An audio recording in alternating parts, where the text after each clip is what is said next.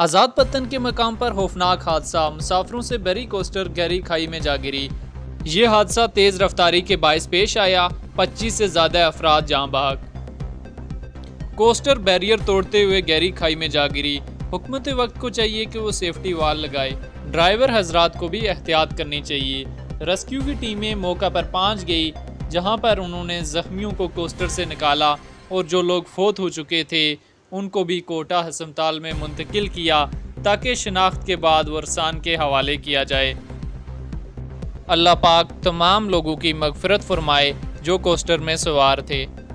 आज़ाद पत्तन की रोड चूँकि पूरी दरिया के साथ साथ गुजरती है, इस वजह से हुकूमत वक्त को चाहिए कि दरिया के साथ जितनी भी रोड है वहाँ पे सेफ्टी वाल लगाए ताकि आने वाले वक्तों में हादसा से बचा जा सके। ज़राए से खबर ये भी आई है कि इस कोस्टर में छोटे बच्चे और ख़वातीन भी सवार थी।